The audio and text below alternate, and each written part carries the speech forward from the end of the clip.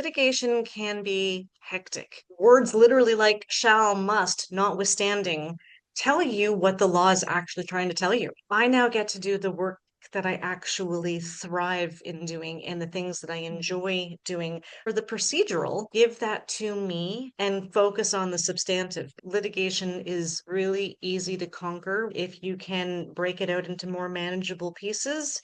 Welcome to the Differentiation podcast. My name is Michèle Sorgaroli, and I am your host. Today, we are being joined by Kristy McLaren. Now, Kristy is the owner and founder of Clearly Legal. Clearly Legal is a freelance law clerking service that helps make accessible more support staff for Canadian lawyers. Now, I want to emphasize that Kristy is clearly seasoned at leadership, and she strives to blend both knowledge and empathy, particularly when she's training or mentoring junior staff and students. When she is not busy building her business, which I think is a lot of the time, and serving her clients, which is also a lot of the time, Kristy might be found enjoying Canada's cottage country in Ontario, or perhaps exploring new places to ski. And I'm very much looking forward to today. Thanks for joining us, Kristy. Thank you. I appreciate it. And speaking of new places to ski, I'm just back from March break and was in the eastern townships of Quebec Oh, exploring Mount Orford for the first time. And yeah, you hit the nail on the head of cottage country and finding new places to ski. and we have a lot of both. We have a lot of cottage country, of We course, in really Ontario and do. elsewhere in Canada as well, and lots of We mountains really to do. explore. So there's no lack of Exactly. places to Exactly. be. That's awesome. Okay, so this is going to be fun. So you're all rested up, and I want to take you back a few years, just a few. So Okay. I was just reviewing some of your history and getting to know you a little bit, and I noticed that you graduated from university 25 years ago, roughly. And since that time, as near as I can tell, since you graduated, you have been focused on both paralegal. You got your paralegal diploma, and then shortly thereafter, just a few years, you got your law clerking certificate, and you have been involved in law ever since, nonstop. Been I have been a little bit by design and a little bit by I um yeah, I graduated from Laurier in class of 2001. And in high school, I really liked debating and being a bit argumentative. And it wasn't meant to be sassy or anything. It was just that when I knew something about a topic and could really talk about it, I could really talk about it. There's the shy part of me, absolutely, that clams right up, but there was just this spark in me that really, I think, kind of started as my mom's career was in government. And a part of what my mom did in her career was write legislation. And I got opportunities to read it behind the scenes and have her teach me about it. And I found that I Oh my really gosh. connected with it. I really connected with how to read legislation, the commas, the punctuation, how it kind of basically means that it is law, that this is telling you what you can do and what you can't do. Mm-hmm. And I found myself having the ability to take a couple of high school classes that were the social study kind of classes, including law. And when you looked at my grades, when you looked at my high school grades, it was very clear where my brain was connecting and where my brain was like, no. And to say that math and I had a very up and down relationship, and that science and I had no relationship, and that French and I, oh, well, French, I was really glad to say goodbye to once I finally passed grade 9 French. Oh, I'm picking up a little bit of it again, thanks to Duolingo, as the yeah. world has chosen their languages and is learning Duolingo and jump speak and everything. Uh, But for the defining moments of my high school career that led to my defining moments of my university career, it was the social sciences and the law. And Interesting. that made me know that law was how I wanted to spend my career in some manner. I love that. I also was terrified of the Law Society admissions test, also known more commonly and without me stumbling over my words, as the LSAT. Okay. Terrified of standardized tests, very Uh, terrified of standardized mm, tests. And I'm not good at multiple choice to this day. But I knew that law was what I wanted to be doing in some manner. So when I was having to think in that inevitable period of time of what was next, my mom found, and bear with me, this is a mouthful, the Court mhm. and Tribunal Agent Accelerated Program. This is the, and you're kind of like, well, what is that? That, in layman's terms, is the paralegal program before paralegals really started being known as paralegals and before we were regulated. And they knew that they had this place for people to go to court and to represent people, but they didn't have the infrastructure yet with respect to regulation or the law society or Interesting. anything. So it was kind of this category of legal professionals that was not support staff, but was also not lawyers. And there was a time where they were called court and tribunal agents. Mhm. And I went and did that program. And I graduated from that program in the fall of 2002. Beautiful. And couldn't find a job anywhere because there's still such a conversation of what exactly paralegals are allowed to do, even though the Law Society is really working on trying to Mm, expand the scope for easier access to justice in Ontario. Um, in Ontario, there's still such a question of what we can do, what we can't do. And it's very interesting for the Ontario Small Claims Court limit to have risen to $50,000 from, I think the last cap was $30,000, because suddenly it's enabling paralegals to do things that mm. they were areas of law, types of litigation that they weren't previously able to do because it didn't fall into the scope of small claims court. Yeah, this is So now interesting. they're trying to expand the scope. And at that particular time, when I was just at the beginning of my career, there was none of this. And no one really knew what to do with paralegals other than make them junior entry level support staff. So I spent my time being a junior entry level legal assistant. And I spent probably the first 5 or 6 years of my career, maybe a little bit less than the first 5 or 6 years, maybe 4 or 5 years, Hmm. as a legal assistant. And I remember a senior litigation law clerk working with me at one of the big firms and talking with me about the project that I was being asked to help with. If I remember correctly, I think that my part of it was like document review, affidavit of document building kind of thing. I Hmm. think that's what it was. But I really remember her telling me that I needed to look into the law clerk program, the Institute of Law Clerks of Ontario, because I was asking what she called the right questions, which told her that I was destined for things other than being just support staff. And so Right. when you talk with me about the paralegaling and then going into being a law clerk, that was in 2006, Yeah. 2007 when I learned about it, and it was the right next move. And I spent the next 2 years studying to be a law clerk within the realm of the Institute of Law Clerks of Ontario, which is litigation, real estate, corporate, and wills and estates. You do those four Yeah. classes and you get this little certificate saying that you are certified as a law clerk. And that jumped me from being a legal assistant. Now, legal assistants have their place, and everyone who is good at what they do is good at what they do, regardless of what Right. their title is. But when you look at the job description and you think about the reality that maybe you don't like drafting, or maybe you're really strong in organizing, or maybe you prefer to be doing scheduling, you sort of figure out what parts of the area of law you want to be supporting. So I don't want any legal assistant to hear me and say that I've insulted them by any means. What I want people to hear is that everybody is a rock star, and my niche was more in line with what is considered to be law clerking work, even though support staff work can be so interchangeable. And frankly, with the exception of that, I am not actively licensed. I can do the work of a lawyer and apply the law. I choose not to. Right. So just want to take a pause there. This has been a Yeah. fascinating journey, and something you just finished up with here is this. what parts of you do you like supporting? Maybe you don't like drafting, maybe you do like scheduling, that kind of thing, which harkens back to the very beginning of the conversation where you were very attuned to where your brain thrived, right? What worked for you. And, Yes. French, you were happy to say goodbye to.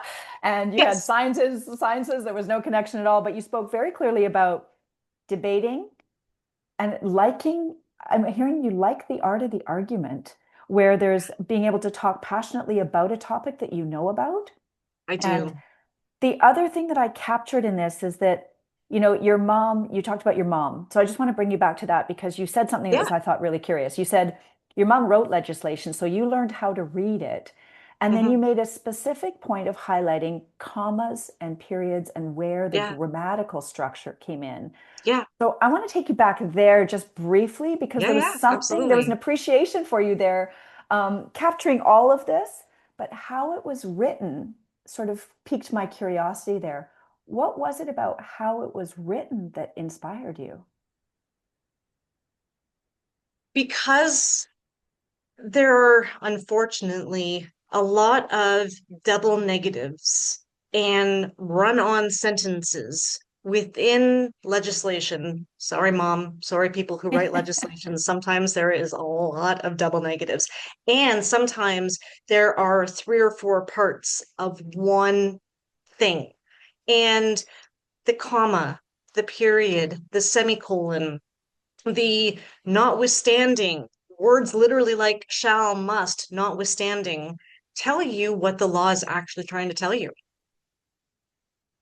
Tell us more. What do you mean by that? They tell us Uh, what the uh, law is trying to tell you. what the law, so when, never actually been asked to explain it quite like that before, which is a really fascinating question. So bear with me as I try to piece Yeah. my way through this answer. Imagine that you have a double negative and some commas.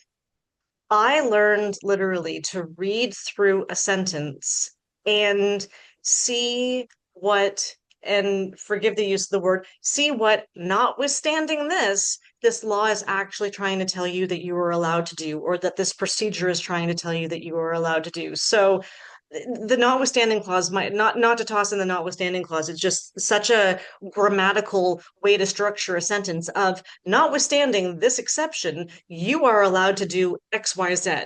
Mm. So Or you were, it, yeah, okay. So what I'm hearing is you were deconstructing and also decoding. You were decoding what was being said.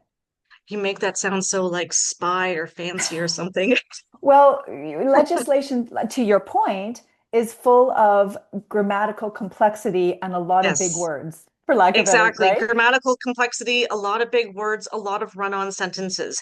And the run-on sentences are when you think that there could be sections of legislation or case law or the rules of civil procedure, at least for Ontario, it's the rules of civil procedure, where you have five different things within one clause. And maybe it's a test, maybe it's three or four different procedural details that you have to think about. Maybe you need to meet criteria, and that one particular clause is talking about all of this. Or maybe you've got five criteria and you have to meet at least two of them, or you have to meet all of them. And the words of the legislation will quite literally tell you that once you have learned how to read all of the commas, all of the Right. pauses, all of the except, maybe, but, shall, forthwith, notwithstanding, things like that. So what was it about this that, like, some people would find this very dry and challenging, and for you it was clearly you were inspired by this. I'm getting that, and you're like, I oh, think this is what. So what was it that was exciting you so much? that I struggled in my high school career and that I really had a hard time learning, and this made sense to me. And something about it just connected, and I felt myself excited that I was comprehending something like this. That's very cool. Yeah, it's So, really as simple as that. mhm, I struggled enough in my high school career that to stumble on yeah, something that my brain got, that I was getting A's and B's in rather than C's and D's Mm-hmm. and even some F's. Yep. Yeah, Um, right. it was Yeah, it that's it just incredible, yeah, right? that's exactly And what it I'm was. It was hearing just such a gift, such a gift. You know, you said I stumbled upon it. Probably, I would imagine, because of your mom and being exposed to that through her work, right? So almost really stumbling upon it, yeah. even though it was at home. But to have an understanding, the that's such a challenge for most people to be able to distinguish between where their brain or their style isn't thriving and where it is shining, where their Yeah. brain and their style is best engaged for the greatest Yes. outcomes, right? That's really a struggle for a lot of people. For you, it feels to me like that was really clear. Um, yeah, I don't mean to all of a sudden not know what to say next, but quite literally it was really refreshing to find things that I was connecting with. And I'm pretty sure that if I ever asked my parents this direct question, that they would probably be able to say the exact same thing, that we were just relieved that you finally found things that you actually wanted to do in high school. Because that was just yeah, in high school, I didn't know how to study. I struggled. I didn't learn how to study until I was in university. And in university, I learned how to study because I got put onto academic probation and had to. Mm, And there was a moment, a defining moment in my second year of university where it was that I was wasting a lot of university money, a lot of tuition money by, I'm not going to say failing out because that's mm, not what was happening, but I hadn't the switch that needed to happen hadn't happened.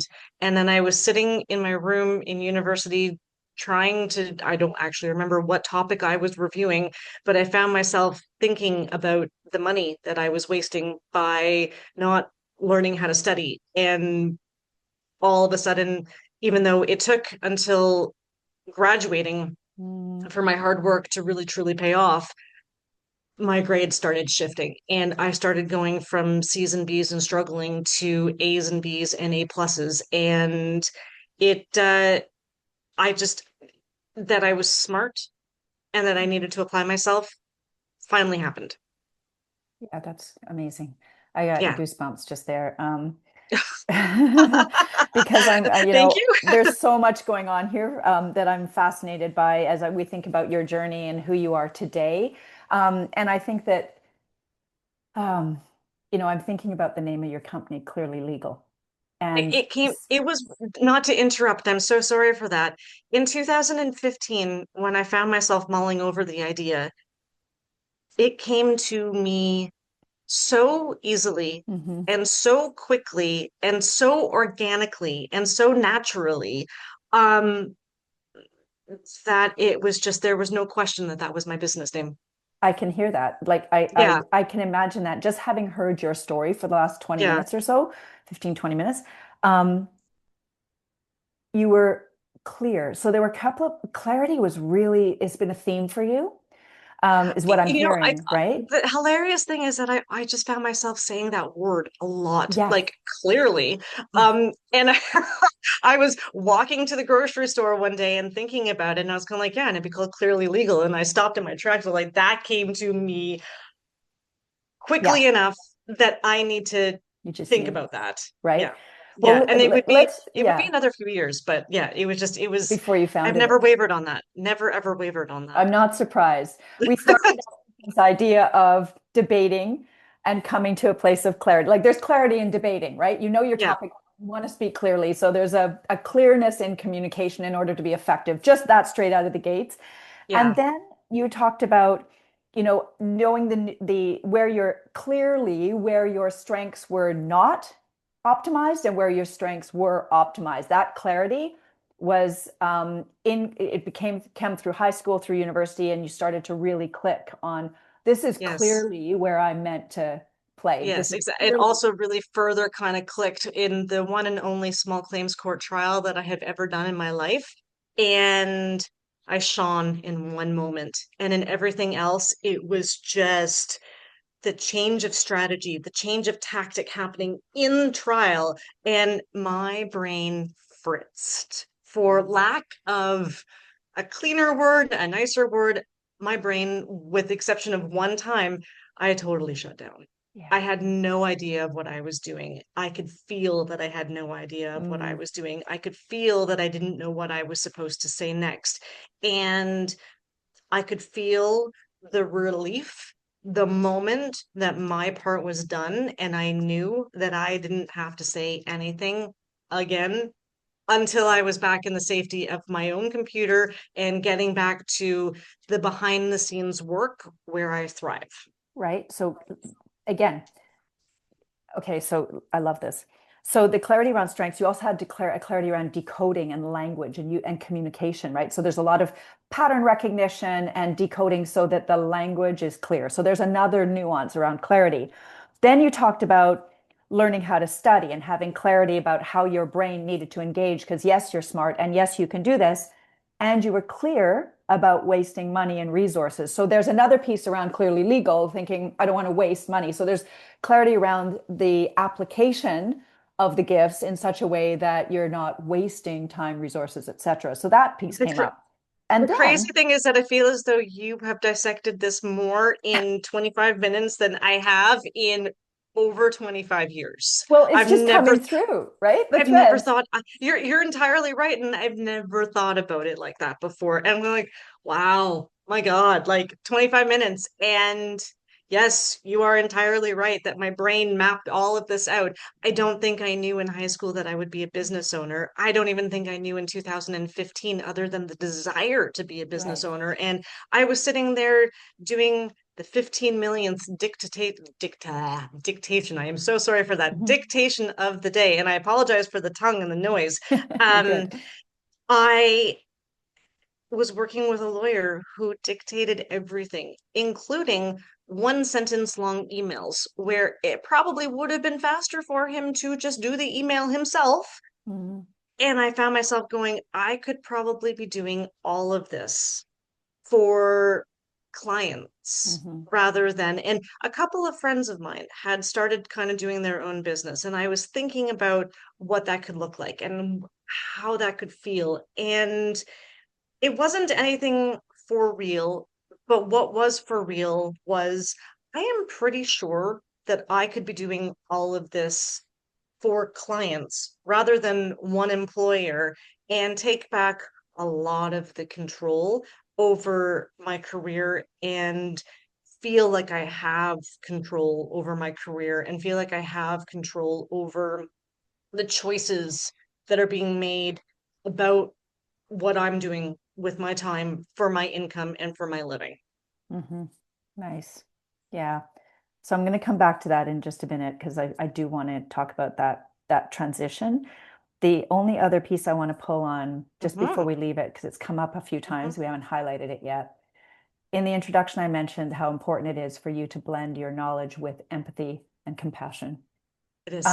And I heard that when you were talking about that moment in small claims court, Yeah, where you had that moment where your brain fritzed. I think you used that word, and I you did. said, Yeah, because I knew. You said you were crystal clear in that moment that you knew that your brain wasn't working and that you had a moment where you were super clear, and then you had a really strong sense of how it feels to not be clear and to not be in your zone of genius, for lack of better language, which is calling back and harkening back to time in high school and certain courses and whatnot. So you've had this thread, it sounds like, conscious or otherwise, but you've had a very clear thread in your life of when you've known that you're in your zone or your strength, and when you've known or felt the lack of confidence or sense of things aren't going well at the moment, right?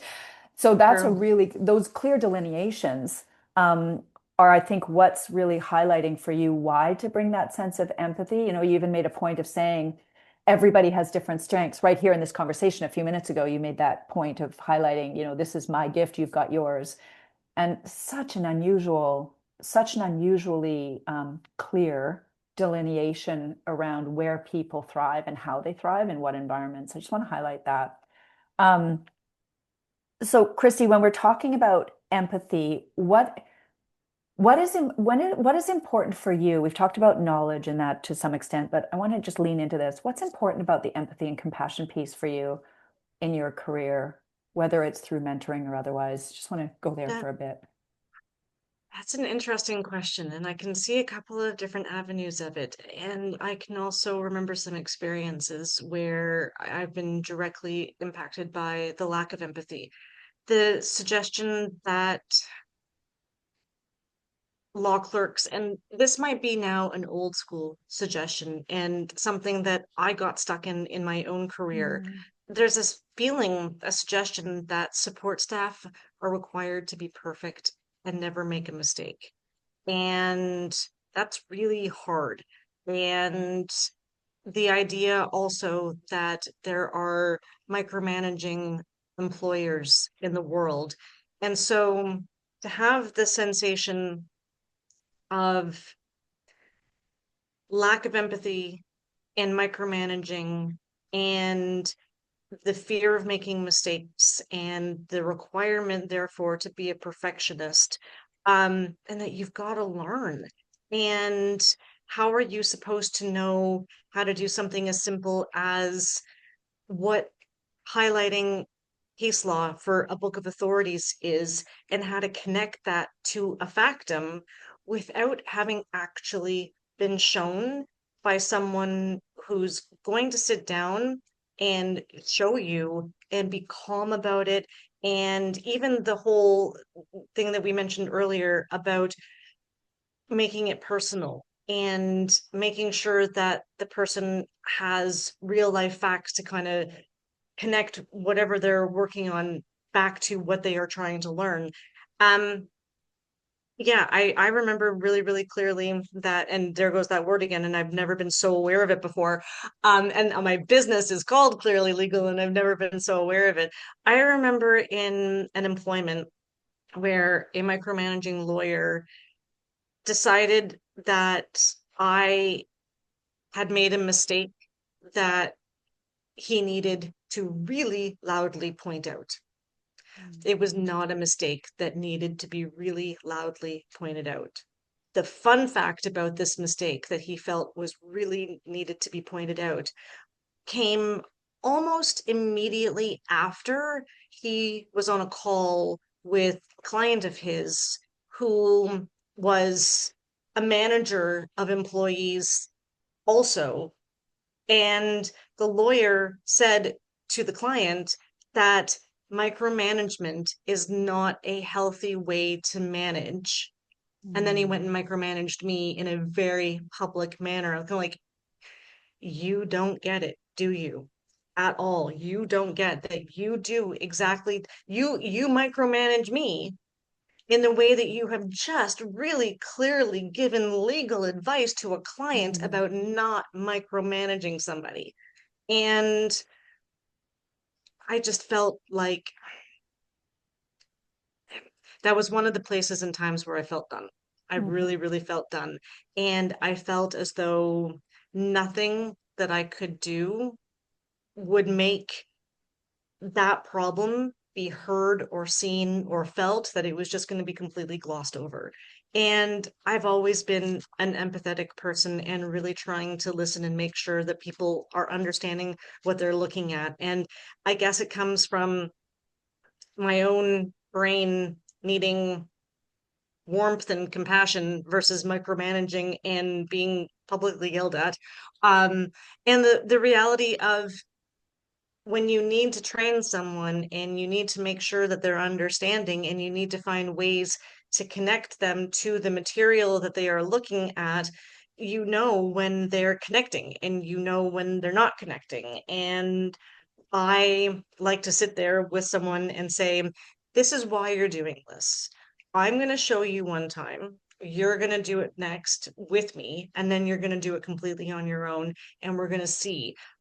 And whenever I'm needing to talk about any kind of litigation topic, and explain some procedure, I quite literally say, okay, so pretend that you're suing your best friend, Mm. or pretend that you lost your brother's computer, or you gambled your brother's computer or something. And that's just what I literally do is try to take the theory that they are trying to learn and have them imagine a real life scenario of you have to go and sue somebody that is your best friend, or you have to Yeah. go and recover your brother's computer, or something to that effect, because all of a sudden that makes it a little bit more real. The interesting thing that I'm realizing, that I had a conversation with my mom on the weekend about this exact thing, about my uncle who was a pilot in his career and couldn't do the how fast is train A moving, how fast is train B moving kind of thing before they collide with one Oh, another. physics. In physics, in high school, he couldn't do that, but all Yeah. of a sudden, when he was being asked to figure out how fast the um what was the word she used, that someone was shooting at him, how Hmm. fast would bullets hit his plane depending on how fast he was going. And apparently, when he had this real live, I'm under attack, how Yeah. quickly are these bullets going to hit me? He got it right every single time Yeah. because suddenly it was real. Yeah. Interesting. Yeah, I don't think he ever, I have no idea if he ever actually had that kind of an attack, but I do know that when he was Yeah. having to think of it in that manner, he got it He right got every it time. right. Yeah, because it was no longer a theoretical thing. It was a very Exactly, practical thing exactly. Yeah. to you, and a different circumstances around the learning, right? Yes, Around why it's important or what's relevant. And there's exactly. that connection again, that connecting to the Exactly. learning piece. You spoke several times about, you said, how did you say it? There's a feel, I want to take you back to the beginning here. You said there's a feeling, and you highlighted that it may be old school or and not necessarily as relevant today, but you said there's a feeling that support staff can't make mistake. And there's also still an environment, and I think that holds true to some extent, depending on culture. And there's also micromanaging leaders still out there, depending on the culture. So those two pieces you said, and yet you still have to learn. So you're and if you find yourself in a culture where you feel like you have to be perfect and you've got a micromanaging leader. Now, what you highlighted here was you have to be shown and they have to be calm about it. There, that calm piece came up. You know, have to be shown is one thing, but have to be calm about it was curious. And then you talked about where you were being loudly pointed out publicly, where you were, Yes. and there was something about Yeah. the calm there that I captured because you know you made a point of saying that. Well, and I think the reason that I made a point of saying that is because, at least in my world, litigation can be hectic Mm-hmm. and you can feel pressure. And if you are up against a deadline or a court due date or something, and you've got a limited amount of time to get something out, it can feel hectic. It can Mm-hmm. feel negative. It can feel Mm-hmm. scary. It can feel, especially if you don't know what you're doing, um, like there's no margin for error, which is not a healthy place to be for anybody.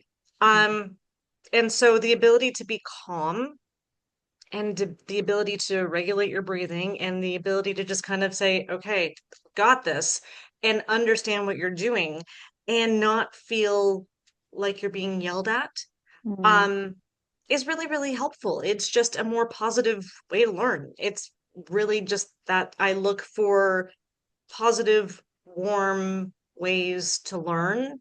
Um, I guess because I feel like people actually learn that way. Mm-hmm.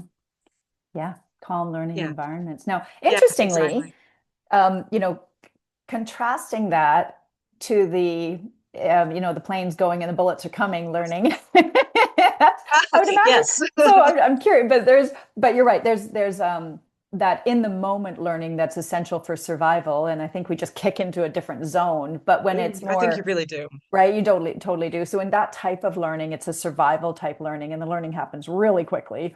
Yeah. Um, but in the type of learning we're talking about, where you're starting to develop skills and understand it, certain knowledge and that kind of thing, that kind of calm learning allows for connection.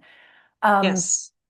So I want to hear a little bit about what inspired you to, I know you talked about Clearly Legal in 2015, and at what year did you found it when it became official?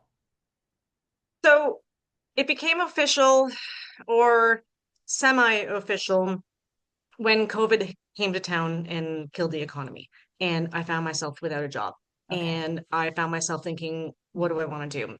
And I started playing with it behind the scenes as I was still thinking about employment, and I was still thinking about traditional employment because I knew that I still needed income. And I started looking at all of the traditional roles that I could be doing with how do I do clearly legal on the side. It was never that it wasn't going to Okay. happen. In fact, I remember walking out of my last employment when I was told, because of COVID, everything that I was told, um, I walked to the exit. And the very first thing that came to my head after doing a mental assessment of, do I have everything that I need to take with me? Because Hmm. I'm not going back in there. Like Hmm. going back Hmm. in there is not happening. And if I don't have everything that I need, do I need to go back or can I live without it? And then 30 seconds later, I was like, okay, so I guess now I can launch Clearly Legal because I hadn't been allowed to before. Interesting. Yeah. Interesting. So you were 30 seconds in, you were ready. Oh, What I'm totally. hearing. I Yeah. had been ready since 2015. I Okay. had been Yeah. ready since 2015, and the stars needed to align, Yeah. and they did. The stars didn't fully align until the next summer, and the next summer is very simply that I had a couple of unsuccessful attempts at going back into Mm. traditional law, and at the end of the second unsuccessful attempt at traditional law, my brain was saying, you've got to try this. And everybody Nice. got behind me and I dove in and I was really blessed to find just enough work to get Clearly Legal launched for real, that I was able to focus on just it. And I sort of Nice. haven't looked back since July of 2021. Congratulations on that. Thank you. Yeah. Thank you. So there was certainly some universal energy giving you nudges along the way, Yeah, yeah, it was time. It was helping you come absolutely to the time. decision. That's Yes, beautiful. exactly. Sometimes Control when over my career, control over my schedule, having say in my career. So not even necessarily control over it, but mm, having a say. mm, And until I launched Clearly Legal, I can't think of a role that I had traditionally mhm, where I had an actual say. Everything was decided for me. And mm, that is not unusual with traditional law. And I mm, got tired of it. I mhm, got really tired of it. And I got really tired of seeing people with 6 weeks vacation mm, or more and me capping out at 3 weeks. mhm, And that I even had to negotiate 3 weeks. And I knew that in that particular employment setting, that there were people who were coming in with 4 weeks vacation. And mm, I was just feeling something as simple as mhm, the fact that I was just away in Quebec mm. and that we ran into scheduling catastrophes, for lack of a better way to say it. And we ended up having to extend our holiday for a day. And I didn't have to ask anyone for permission.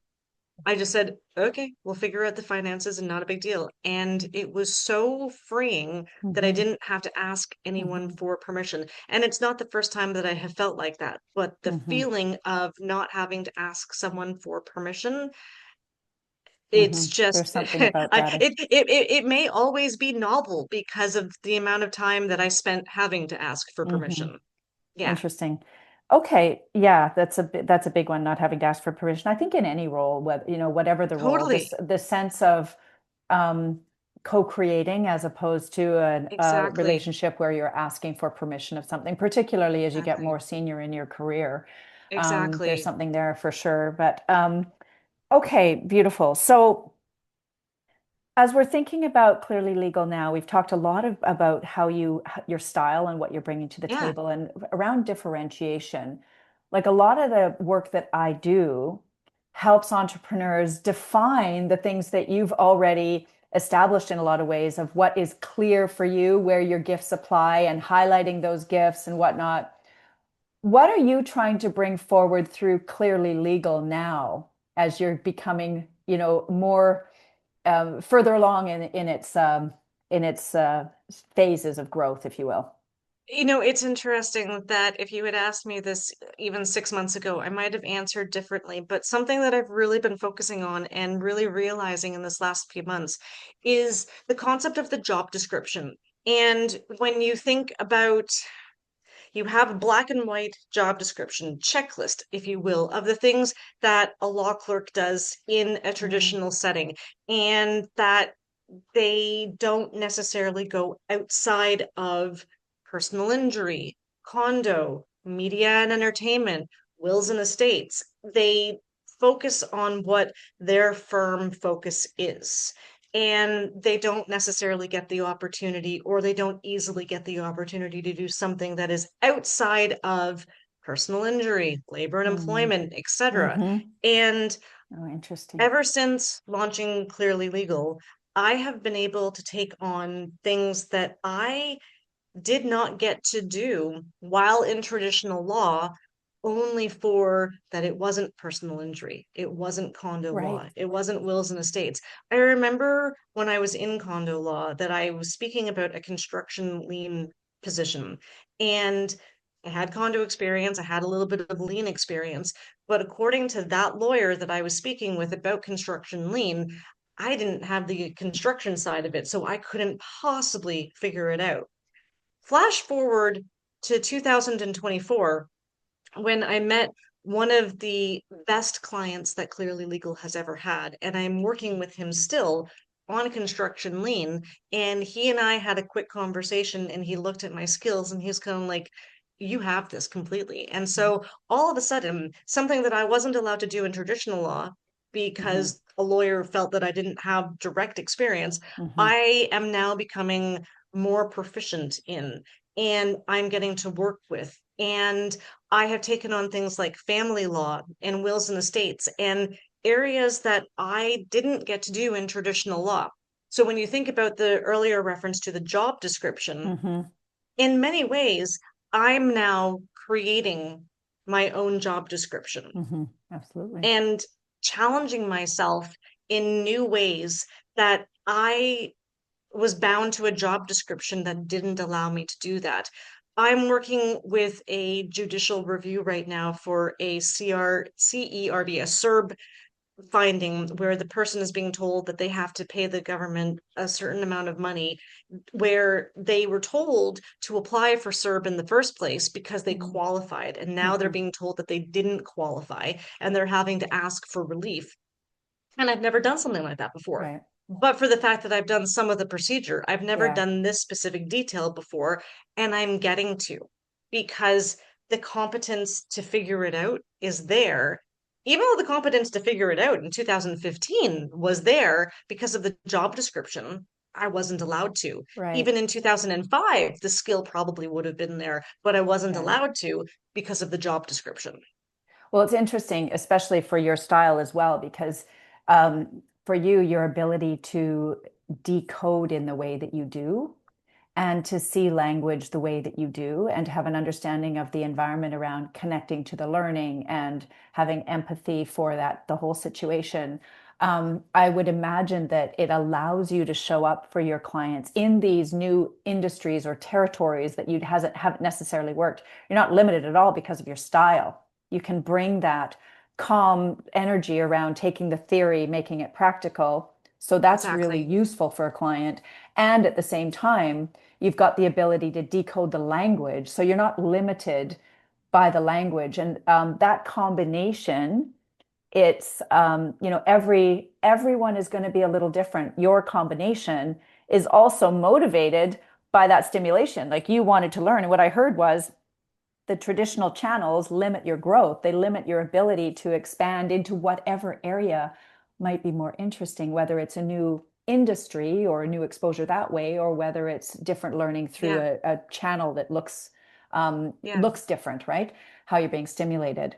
That's the sense I'm Exactly. getting. And the other part of it that I was thinking about prior to this last few months is that I now get to do the work, and forgive me for saying it so pointedly like that.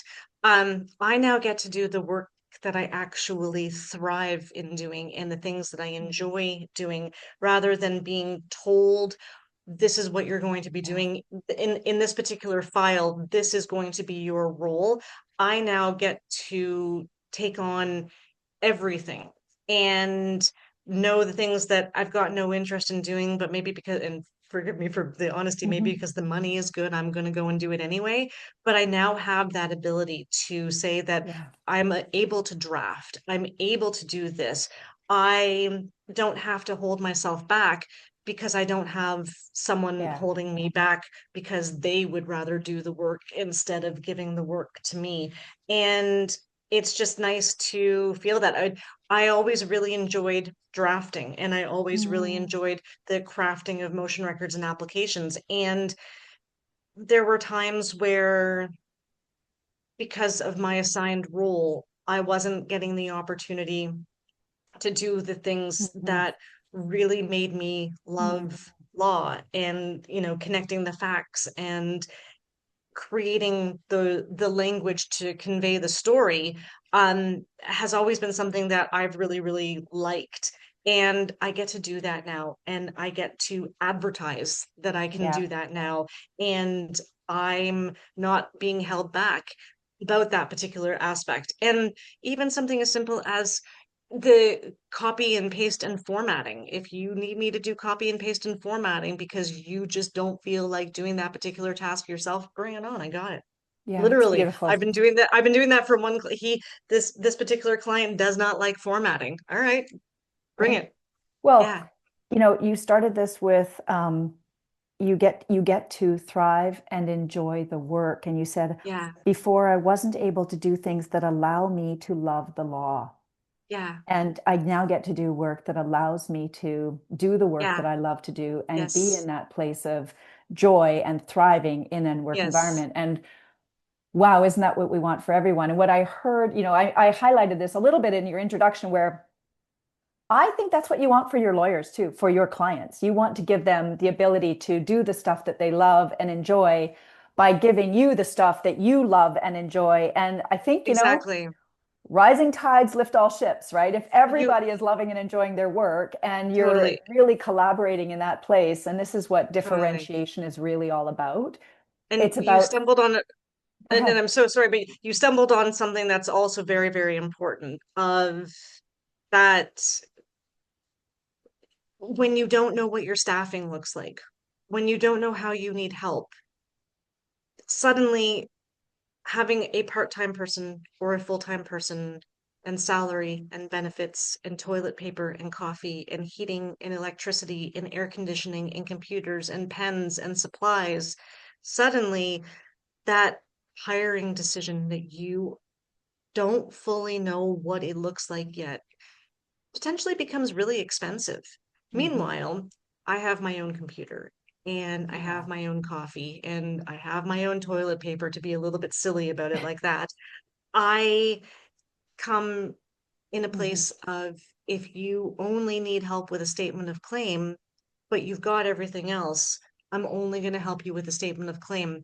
I have a client right now who has five different moving pieces of a litigation, and he's trying to figure out, because there are cost constraints, what he can do, what he needs me to do. So, of Mhm. the five pieces, I am only working on two of them while he figures out what everything else looks like. So, the work that needs to continue can continue while he's figuring Mhm. that out. And the feedback that I have gotten from lawyers when they've really connected with the idea of only paying for the work that they need done and not paying to have a seat being warmed, and the temperature Mhm. fluctuations and the coffee and all of the snacks and everything. And I'm not saying that if I went into an office that the snack wouldn't be nice. It's that it's something that you do not have to pay for Right. me for, which is savings in your pocket that can go toward figuring out what Mm-hmm. that long-term hiring solution is, and figure out if the long-term hiring solution is that you really like the flexibility of only using support staff when you need it and Right. not all the time. Right. Yeah. Real differentiator for you is you have a very strong sense of empathy for what your clients, the decisions, the magnitude of Yes, decisions that yes. your clients need to make as And lawyers practicing, right? even There's a lot going on. totally. Even something as simple as giving them time back for other files and Mm-hmm. giving them time back with their own families. That when I see people emailing at 1 o'clock in the morning, Mm-hmm. um, or emailing at 5 o'clock in the morning, and it's obvious that they've not slept or they've got so much going Yeah. on that they only slept for a few hours and everything is kind of all over the place. Mm-hmm. They need some help. And I want to help take off that burden by taking any of the procedural. I obviously can't do the substantive because at least I'm not licensed in any other province other than Ontario, and I choose to only be inactive, which allows me to be a commissioner and notary, but I don't take on clients as active as an active licensed paralegal. I am Mm-hmm. an inactive licensed paralegal. But for the procedural, give that to me and focus on the substantive, because your substantive means that you're pushing the file forward in the legal strategy point of view, and you're opening your time up for more clients Yeah. and other substantive work. Give me the procedural. And then Yeah. you're also not really, I don't want, this is going to sound a little bit awkward and I apologize for the awkward, but essentially a lawyer charging 250 per hour or more, charging Mm-hmm. 250 per hour or more for the procedural makes the procedural more expensive than it needs to be. Mm-hmm. Mm-hmm. And it's really kind Better of value for everybody. that directly, pointedly simple, that you are getting a better value for Mm-hmm. not having to put that kind of Mm-hmm. money into a procedural item. Which will also help the lawyers themselves do better work for their Exactly. clients because their clients will be more Exactly. inclined, right? Exactly. It has a definite trickle down when everyone's working in their strength and allowing others to shine in their strength. You get better quality work and you also get better value, right, from that whole Exactly. situation. That's Exactly. gorgeous. Well, I think we could go on and on and on, but We given probably could. I mean, one of the things that I have really learned is that to the whole point that I do make, because people don't believe me anymore when I tell them that I am shy. I can be shy. I can not know what to say. I can not have common topic. I can be happy sitting there being an observer. But when it's a topic that I'm passionate about, when it's a topic that I'm knowledgeable about, I have discovered that I have to stop talking and that I have to actively stop talking because otherwise I won't stop talking. Yeah, and you know what? That's beautiful. If so, just as a point of reference for listeners, if you've got a topic that you can't stop talking about, that's probably a good place to start in your differentiation strategy and the things you want to be thinking about. If you don't have a topic that you can't stop talking about, I'd be curious about where you're focusing your attention because there's probably some other opportunity for you. That's Exactly. beautiful, Kristy. So as we're coming to the end here, I would love for you to just reflect on the conversation we've had today. And I would love for you to call up if there were one thing that you would really like to highlight for our listeners that you might like them to take away or that you would want to put a pin in, if you will. What might that be? I really try to take a casual, informal, relaxed, professional approach to practicing law. And I feel as though that makes it be more approachable. Mm, Um, Taking yourself a little bit less seriously and having a good laugh and stumbling over your words makes us all human. mm, And that litigation is really easy to conquer when you don't look at it as a big whole thing. And if you can break it out into more manageable pieces, and if you need some help bringing it out into some more manageable pieces, that I'm there for it. And that's a part of what Clearly Legal is about, is making it be making what you are looking at feel way more clear and way more manageable. Beautiful. Thank you for that. So for those who would like to take advantage of your gifts and learn more about your work, where might they find you? My website, www.clearlylegal.ca. My email address, which is everywhere on social media these days, but regardless, Kristy, Kristy, at clearlylegal.ca. And on any of my social media platforms, Facebook, Instagram, LinkedIn. I have played around with Googling in the last year or so, and I have very humbly, because I don't really have an ego, even if it might sound like I do sometimes. I've really humbly noticed that all of my hard work on marketing myself Mm, is working, and I've become very easy to find, nice. which Well, that still is, feels very strange because it oh, really is still just me working on law in a different way mhm. than sitting at a desk in a traditional law office. Super fun. Well, your journey ahead has so much more in it, and I look forward to Thank you. keeping in touch and learning how that Absolutely. continues to grow. So thank you for being our guest today, Kristy. Absolutely. We'll look Thank forward you. to the next time. Appreciate you today. Absolutely. Thank you so much, you as well. Bye. Bye for now.